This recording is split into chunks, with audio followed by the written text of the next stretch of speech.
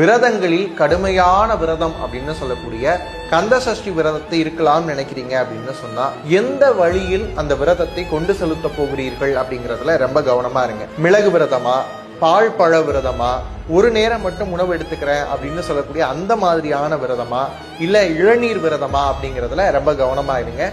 கட்டாயமாக விரதம் இருக்கணும் அப்படின்னு எந்த அவசியமும் இல்லை.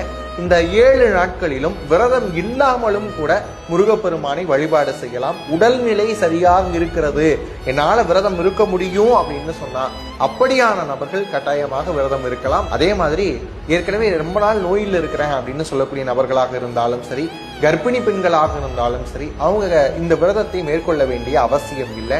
இன்னொரு விஷயம் தெரிஞ்சுக்கோங்க, விரத நாட்களில் இருக்கும்போது தண்ணீர் அதிகமாக குடிக்க வேண்டும்.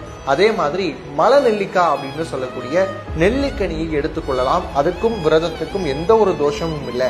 7 நாட்கள் வரையிலும் நீங்கள் உணவு உட்கொள்ளாமல் இருக்கும்போது கண்டிப்பாக வயிற்றுல அசிடிட்டி அப்படின்னு சொல்லக்கூடிய ப்ராப்ளம்ஸ் வருவதற்கான வாய்ப்புகள் இருக்கு. மலை நெல்லிக்காயை எடுத்துக்கொள்ளும் போது அதில் இருக்கக்கூடிய ஜீரண பிரச்சனைகள்ல இருந்து விடுதலை அடையலாம்.